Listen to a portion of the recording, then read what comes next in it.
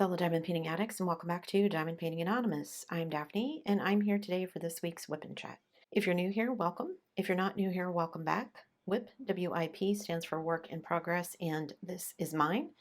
You are welcome and encouraged to go grab whatever you are working on and work alongside while I chat, or alternatively, you can treat this as a podcast and just listen while I chat. Today I'm going to be working on my little baker kit. This one has been sitting on my filming table, so I haven't really worked on it since the last video that you saw it in, but that's okay. Steady progress, right? I'm working more on the drills and chills kit for right now, and then once I finish that one, I will probably, well, after that I'll probably do my Muka, and then I'll come back to this one. But this one was actually going faster than I thought when I was working on it at the end of August. So yeah, I'm going to dive in. Let me zoom in to where I'm going to be working, and I will be right back. Okay, let me just jump in to my personal life, what's been going on in my personal life. Oops, let me start my timer. It's been kind of a busy week. I've had a lot going on. We have been going up to my mother-in-law's to kind of clean out some rooms for her. She has an office that my father-in-law was using that, since he's gotten ill, has just kind of become a dumping ground for a lot of things. So we're trying to get enough stuff cleaned out of it that we can get it kind of as a functional room again. So we've made some pretty good progress on it. I'm pretty happy with it so far, and hubby is overjoyed because he's found bunches of things to work on. He loves to tinker with things, so he's got an old computer he's tinkering with. There was a Dyson vacuum in there. And if you know anything about Dysons, you know they're expensive, but she said it wasn't working. So he brought it home and has been playing around with it. We think we know what part broke. So he's going to order a replacement part and see if we can get it running again. I decided I really need to work out some kind of cleaning schedule with some of the other family members because she just isn't able to get around and do it. And even though my brother-in-law lives there, it just doesn't get the cleaning that it needs. There's a lot of things that need dusted and stuff like that, and things that have just kind of fallen by the wayside as they focus on other things. So just to go in and give everything one good deep clean and then just kind of keep up with it, I think would be extremely helpful. But it is very dusty. I told my husband I'm going to have to dig out some of my old COVID masks, I think, just to deal with, 'cause I'm allergic to cats and she used to have a cat, so there's a lot of like cat hair and things in all the dust. Last time we went there and I did a bit of cleaning and stirred up all the dust, I was coughing and sneezing and my throat was burning and the roof of my mouth was itchy for like 2 days. Anyway, so we've been doing that. I also, because it was Labor Day, gosh, it feels like so much more than a week since we had Labor Day. Where is the time going?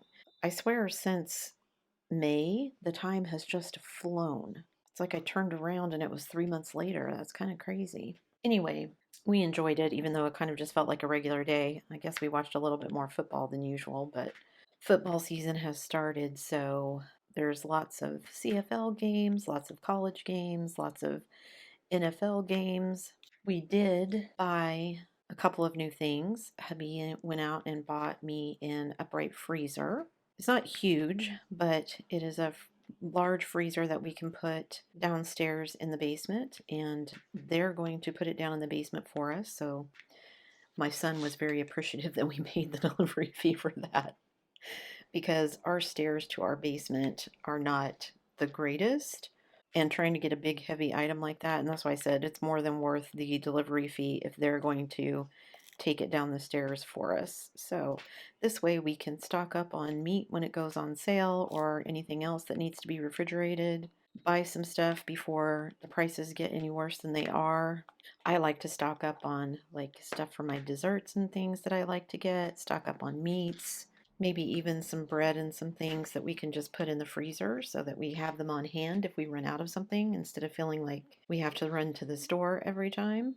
Just running my hands over these to see if I feel like there's any I need to push down. No, I'm good. Okay. So in addition to the freezer, hubby also bought a new recliner. So we have a recliner for the living room now, which is something we've been wanting to get. We just hadn't found one that we were like, yeah, okay. So they were having some Labor Day sales. Hubby went out and found one that he really liked. It's a rocker, it swivels, it reclines. It's not electric, so it's a manual recliner like I wanted. So we've had to rearrange things a bit to put it where we wanted to, but it has done exactly what I wanted. Even though our couch seats 3 people, the youngest just prefers his own space. And since we've bought it, he has been out of his room on several occasions to watch TV on football with us and sit in the recliner. So I have gotten to see his face more than usual, which I am enjoying. So I'm super happy with the new recliner. And hubby loves it. He loves being able to sit and just rock. I'm thinking we're going to get some kind of rocker for upstairs. We have like a little window that looks out over our yard onto the bay. And I think a little kind of rocker glider up there would be good for him. So we may get something like that. He's one of those people that has to be constantly on the move. So even when he's sitting, something is moving, his leg, his foot, something. So I'm thinking if we get a recliner like that, that will be good. Or not a recliner, a rocker. So those have both been nice. A huge thank you to everybody who sent me links and everything else. I found a trifle bowl. So after my video went out where I told you guys that I couldn't find one, everyone was very helpfully sending me links. The thing is, everything that's available on Amazon.com and in the US is not necessarily available on Amazon.ca. And I had looked on Amazon and couldn't find anything. However, for whatever reason, after putting that video out, hubby and I were out looking on Amazon again for something else, and I put in a different search term. Still only had the one thing come up, but it was the trifle bowl, and it was exactly like I wanted. It's an anchor hocking, and I am now the proud owner of a trifle bowl that looks pretty much exactly like the one that I used to have. And it didn't cost me $163, so I am super happy about that. It was like $48 Canadian, so about what I would have paid in the States. It's a little prettier than my old one. My old one was very plain. This one, the top of the bowl is plain, but the stand part of it has like little lines, little almost like pleats running through it. So love the way it looks, and I'm excited to use it. And now I can give my sister-in-law hers back. What else has been going on? I'm still trying to figure out how to pay our tolls. I found an email address for like customer service for both New York and Massachusetts. I did get a notice this morning that the one that I sent to Massachusetts is, I got one of those mailer demon things where it failed to go through. So I don't know what's going on there. But I had sent that email first, and then I found a different contact information for the New York Thruway Authority. And everything I had read on the Easy Pass Tolls by Mail site said that they would send you a bill within 2 weeks. But this other website that I was looking at, which is, I guess, just the Thruway's main website, says that bills will be mailed something like 4 to 8 weeks after the trip. So I guess I'm just too impatient once again because the trip was just at the beginning of August. So if we get a bill, it probably won't be here for another couple of weeks. So I guess I just need to be more patient and wait to see if one shows up, and then I can worry about whether or not we're going to get stuck with penalties or whatever because it's late. So I felt slightly better about that. I did also contact the people about my resume and said, did I misunderstand? I thought you were going to email it to me. And the lady got back to me right away and said, oh gosh, I'm so sorry. She sent it to the counselor that I saw instead of sending it to me. So I am now in possession of it and I am good to go. Although I do need to take my son back or have him go back. He needs to get one, help with making one so they can put it in a more Canadian format, like they said, because it is a little bit different than what I would see in the States. Just the way they format it is a bit different. All the same kinds of information, but the format is definitely different. So I think he needs to go and do that. So we're baby steps. We're making progress. Yesterday was busier than normal for me. I had a long talk with my sister, so I stayed up way too late on Friday night. And I had a meeting for the volunteer group that I'm working with to go to on Saturday morning. So I was a little tired Saturday morning. But I went to the meeting and it was actually really good. I really enjoyed it. I think I'm going to have a lot of fun volunteering with this group. The people are wonderful and It was, even though it was draining for me, I am not a big socializer person. It was also because I haven't done a lot of that. It was also, I don't know how to explain it. While it was kind of draining for my social battery, it was fun and kind of good energy for my mental health, I guess. So even though I was tired afterward from the socializing, I felt good. I don't know, kind of like that good tired after you exercise. Not that I do a lot of that either, but you know what I mean, hopefully. Okay, I think the last update that I have for you, I'm sure I'll throw in a tangent elsewhere, but for now, we have a dog picked out. I'm kind of bummed, happy but bummed. So we were looking on their website, and there is an adorable little dachshund that they had, and I'll see if I can get a picture of him and throw him up on there on the screen. His name is Oscar, and he's super cute. So we have said we would adopt him. He is still down in Texas, so we have to wait for them to fill up their little bus. They just made a trip up here to drop a bunch of dogs off at the end of August. So they don't turn around quite that quick, she said, which is completely understandable.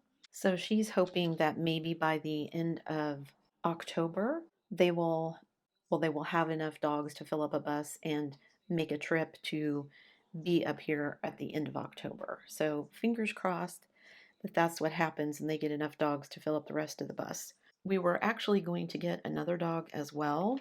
There was another dog that had come up on the last bus when they came up in at the end of August, and he was cute, like looked like a German Shepherd, that sort of coloring, but super cute, super cuddly, really good. All of the volunteers said he was just a really sweet dog.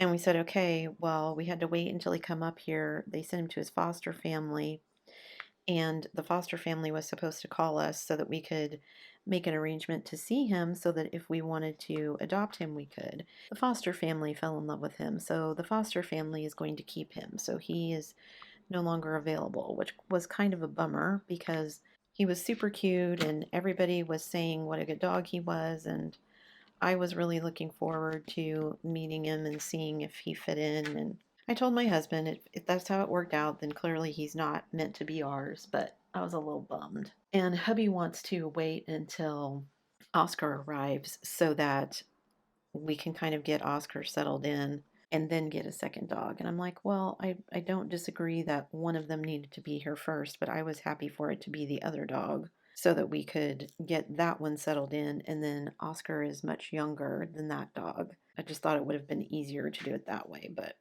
we'll see. So I'm still on the hunt for a second one, but at least we're getting this one, and I'm hoping he's going to be my little buddy. We'll see if that's how it works out because what usually happens is I get one expecting that and then they decide that they're going to be my husband's or my son's little buddy instead of mine. Which is okay, I guess, because then I get to pick the next one. Well, that's now your dog, so I get to pick another one. I actually told my son that I would love to foster and be a foster parent for these dogs. He's like, Mom, you couldn't do that. And I said, why? And he's like, because you just keep all of them. And I said, yeah, what's wrong with that? But I can't have 15,000 dogs running around, much as I would love to. Maybe someday when we live out in the country and I have room for them to roam around. I'm pretty sure the city we live in has rules about how many pets you can have anyway, so. But exciting. So we're going to get a dog. Not sure exactly when, but Oscar will be ours at some point. So looking forward to that. And in the meantime, like I said, we'll keep looking for some other dogs and see who else we happen across. There's actually another little dachshund that I would love to have, but it's an older dog, and I'm a little leery about that just because dachshunds are known to have back problems. And of the last two that we had, one of them we ended up having to have back surgery for, which was quite expensive and hard on all of us, including the dog. So I'm not sure I want to get into a situation like that again, but I didn't think I would get another dachshund, and then I saw Oscar and just fell in love with him. So there's that. Okay, I think that's everything going on in my regular life. So, what do I want to tell you about my diamond painting life? What's going on there? Kind of just same old for the last couple of whip-in chats. I'm still working on this kit, as you can see.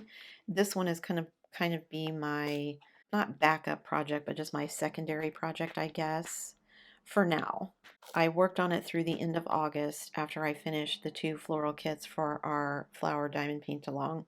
And I got one whole section down one side finished, so I'm happy with that. I made some pretty good progress on it before the end of August. And I have started on my Drills and Chills kit, the Day of the Dead one that I'm doing for that. And I'm really enjoying it. It's from the Mermaid's Cavern, which is no longer open, which I'm kind of sad about because while the drills are trashier than I would like, the ones that aren't trashy are fairly decent. So it seems to be a nice tight grid and things are fitting together well. So I'm happy about that part of it. I think it's going to be really pretty when I'm finished with it, which hopefully will be sooner rather than later because I just have so many projects I want to get done. But I want to finish that one for Drills and Chills, and then I will probably, like I said, work on the Muka next, just because spring is definitely in the air here. I don't know about where you are, but it's definitely in the air here. It's not here yet, but it's been kind of rainy and gloomy the last couple of days, so definitely feels like we're heading in that direction. So I think I want to work on that one. It's round and it's only a 40 by 50, so it'll go pretty quick for me. And then once I finish that one, depending on how close to October we are, if I still have some time in September left, then I will work on this one. If we've already moved into October, then I likely will unbox and start working on my last Spangler for the last quarter of the year so I can meet that goal. But I think that last kit, the last Spangler that I have is square, so that one may take me a while, which is fine. Like I said, my biggest thing about it taking time is not that I mind the time it takes, it's just that I like to have varied content for you guys. I did also finally finish my static testing, and lots of you had lots of things to say about that video. I think one of the comments that struck me was somebody pointed out that a lot of the common remedy methods, like the dryer sheets and all that kind of stuff, don't address the issue of you have to get them out of the bag first. So if they're staticky in the bag, it's often hard to get them out. And I know there were people who said things like put it in the tray with part of it hanging out and then close the lid and slide the bag out and get them out that way. I've never tried doing that, but I'm assuming that method works pretty well. But I like to be able to have them just slide cleanly out of the bag, which was one of the reasons I like my Q-tip method. Several people had additional things that I hadn't thought about. Somebody said she was using magnets, same principle as the foil, touch something metallic or magnetic, and that can get rid of the static. So she was using like a magnet that fell off the back of a cover minder and was dropping that into the bag and shaking it around. So I'm assuming that has kind of the same effect as the aluminum foil. I haven't tried it yet. I was going to, though. And then somebody wondered if the percentage of alcohol mattered because there's different percentages. I don't even remember what mine was, but I think mine was like 70%, but you can get 90 and 99, I think. So maybe if the percentages were different, that would have an impact as well. Someone else pointed out that with the foil method, rather than pulling it into pieces and putting it in the bags, which is the same principle as cutting up the dryer sheets and putting them in there, which doesn't always work great, to instead just have a large foil sheet and dump your drills out onto that, and then make sure all the drills touch like they would a dryer sheet, and then just use the foil that way, which possibly could work. I didn't try that out either, but lots of great ideas. I think, again, dumping them out onto a sheet of, whether it's a dryer sheet or a sheet of aluminum foil, doesn't address the issue of getting them out of the bag in the first place. As I always say, you do you. Whatever makes the most sense to you, whatever you have on hand. I don't use the dryer sheet method because I don't use dryer sheets, so I don't generally have them on hand. But whatever works for you. That was the kind of the point in the video, was to make it so that people had options, right? Options are always good because we all work differently. We like different things. And again, if you have a method that you like and you want to stick with it, go you. I'm not trying to convert anybody to my way of thinking. I'm just showing you what I think works and what doesn't. Okay, what else do I need to tell you? For my last Stay or Go video, if you haven't seen that, I'll stick a link up there so you can go check it out. I like doing that series because regardless of whether I decide to keep it or not, I love the feedback that I get from you guys because everybody has very definite opinions about things. And I know, like I said in the video, the dragon is not necessarily everybody's favorite topic, but I like dragons. And somebody else commented, well, I knew it was green when I bought it. Why did I buy it if I don't like green? Which, fair point. I did know it was green when I bought it, but I bought it several years ago when I was newer to diamond painting and still in the grip of some FOMO, and green is my husband's favorite color, so I don't know if I thought that factored into it.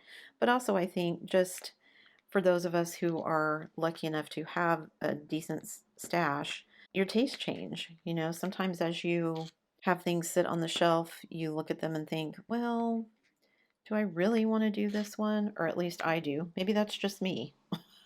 I assume everybody does that, but maybe they don't.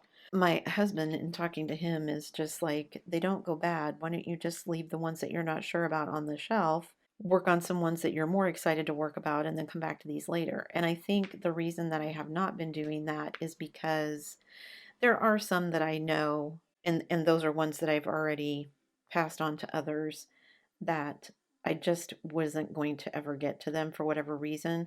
I could leave them on my shelf, but they'd be there forever. So there are some that I got rid of, whether that was the subject matter, whether it was because they were square, whether it was because I knew they weren't going to be super good quality. And I just, not that I buy crappy kits or anything, but I just knew that I probably wasn't going to get to them. And I thought, well, I'd rather pass them on and have somebody get the enjoyment out of them. To me, it's a sunk cost. I've already paid for the diamond painting, so it's all good for me. But the dragon that I unboxed yesterday and wasn't sure about, yes, I did know it was green, and I think it's a cute image. I still think it's a cute image. I just am hesitant sometimes about everything all being one color, which I guess in retrospect I probably shouldn't be. I did a bunch of blue colored kits in August. I did the one from Bella Art called Blue, which was a bunch of different shades of blue. The girl with her blue hair and the blue background and the blue dress and all of that. And I did Blue Girl by Puffy Gator, which was the little like lion club cub, but basically in blues and purples. And it was cute. And then I did the Blue Swallowtail, which there were lots of colorful flowers, but the butterflies were blue. I don't enjoy lots of dark colors like blacks and browns, so since it is not those, and if I think about it, there's 5 ABs in that kit, and there are other things that I can add in. Like I'm really enjoying, there's a green AB in this kit, and then the fairy dust, which I think I'm going to have leftovers of. So I could possibly add those into it. And my spanglers are green dragons, so, and I enjoy those. I think it's just the thought of it's mostly one color was kind of the thing that I was hesitant about. But I think after everybody's comments, because overwhelmingly, there were a few people that said, you know, if it's not going to make you happy, let it go. But overwhelmingly, most of you were like, even if it wasn't a kit for you, you thought it was something that I would enjoy and I probably should keep it. So I think that's what I'm going to do. I don't know when I'm going to actually get to working on it. I do want to complete some stay or go kits. I wanted to do at least 3 this year, and I've only done 1. I do have one other one that is definitely going to get finished before the end of the year, but I don't know about what third one I will do, so we'll have to see. Maybe I'll have a poll or something at some point and set that up and ask you of these X video or X kits that are from my Stay and Go series, which one should I do before the end of the year? So we'll see. I told my husband after I actually pulled all of my diamond paintings off the shelf, put them on my bed, and kind of went through what do I want to keep and kind of turned them into little categories for myself. All of my shelves are a lot emptier because I store them kind of by size. So the bottom shelf is all the really big kits, middle shelf is all the medium kits, and then the top shelf is all of the smaller kits. So I can see that I have made a dent in my stash, even if it doesn't feel like it some days. There definitely are some things that it's like, ooh, I forgot about this. Do I want to keep this? There were some things that it was like, well, I should do this one next. But in talking about the Stay or Go videos, hubby is always saying to me, just put it on the shelf. It's not like the diamond painting is going to go bad if you don't get to it until next year or whatever. And I said, I understand that. You're right. It's not going to go bad, but if it's something that I honestly just think that I'm never going to get to, or I'm just going to continually put it off, what good is it doing me sitting on the shelf? I could get enjoyment out of it by passing it on to someone else. There's a couple. I know I have a couple that I may be passing on to someone else. Finish up this little section here.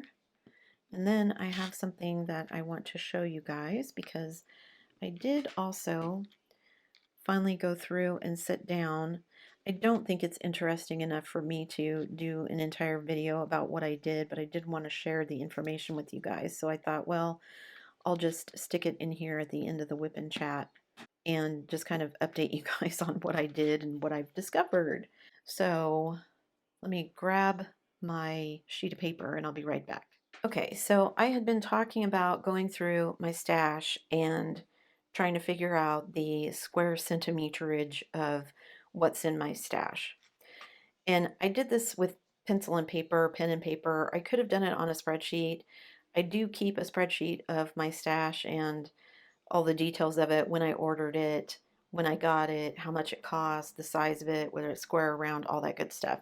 And I could have just gone through it that way, but I just decided I was going to go through it on pen and paper, and it was much easier, and it just made more sense to me to do it this way. Let me cover this up so I don't accidentally lay my papers on a sticky part.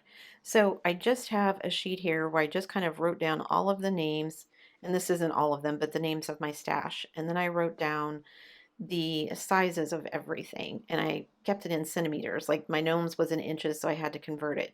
And then once I had the sizes, I just sat down with my calculator and calculated out how many square centimeters each kit was. And then I added it all up.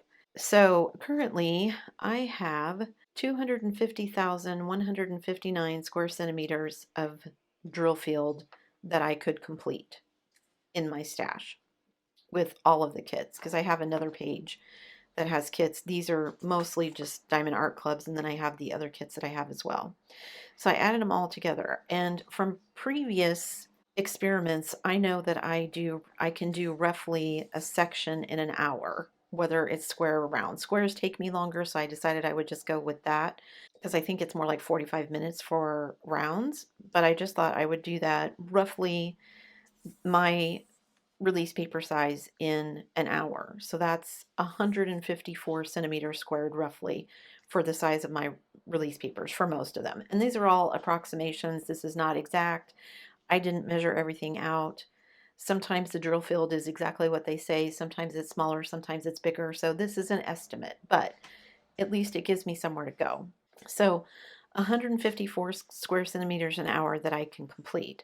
So if I take that along with my total, and I figure out of how many square centimeters I have and how many I do in an hour, it would take me 1,624.4 hours to complete everything in my stash. I divided that by 24 and then came up with it would take me 67 days. And I'm like, no, no, no. I'm thinking that's if I diamond painted 24 hours a day, which makes absolutely no sense.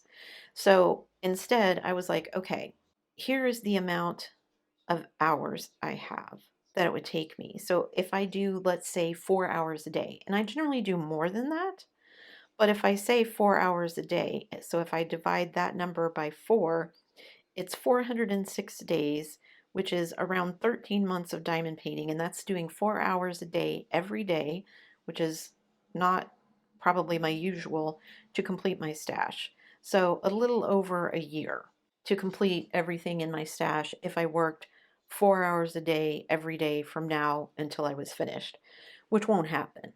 I do have days where I sit down for long sessions and I may diamond paint 6 to 8 hours a day, but those days are very rare. Typically, I get in 2, maybe 3, and not consistently every day. So some days I may get 6, some days I may get 2, some days I may get 30 minutes. It just depends on the day. So I'm guessing I have at least a year and a half's worth of diamond painting to do, and that's without buying anything new. So it was a little eye-opening to kind of do some of the math and figure out how long it would actually take me to complete everything in my stash. And again, that's just the things in my stash. That's without me buying any more kits in the future, which who knows how that's going to go. Things are so up in the air with shipping and everything else right now that who knows. So I found it very interesting. I think I'm going to go through and add in some information about the square centimeterage into my spreadsheet where I keep all of the information about the kits that are currently in my stash. Just I'll add a column and add that in so I can keep track of it. And I think for next year, instead of my goal being, or maybe even before the end of this year, I will change it to a square centimeter goal to reduce, because I would still need to figure that out. If I wanted to reduce it by 30%, how much would I need to do? Although I've already done quite a few kits this year, so maybe I would just do it for the last quarter. I don't know. I'll do some thinking about that. But it was interesting. It was an interesting exercise. And I do think it makes more sense for me to keep track of it. It's more measurable, or at least more meaningful to measure it by square centimeter that I'm completing rather than just a kit. Because obviously, a kit the size of Little Baker is completely different than completing a kit like my budget Muka, right? This one is 3 times that size. The last thing I wanted to tell you was because of the recliner, I moved where I had my downstairs diamond painting set up. It's still on my table, my little folding table, but I have moved myself to the couch so that my son can sit in the recliner rather than me sitting by the table in like an office chair. And I have to say, for whatever reason, sitting on the couch, even if I don't have all the back support that I would get from the office chair, I'm having way less trouble on with my knees even after kind of longer diamond painting sessions. So something about the way I sit on the couch is different than the way I sit in the office chair that's making a difference. So I don't know what the difference is, but my knees aren't hurting as much, so I'll take it. That's it for me today, guys. Thanks so much for sticking around till the end of the video. Before you leave, don't forget to do all the things. If you like this video, give it a thumbs up. Hit that subscribe button if you haven't already, and hit that bell notification icon so that you can be informed of future uploads. And as always, guys, thanks so much for watching.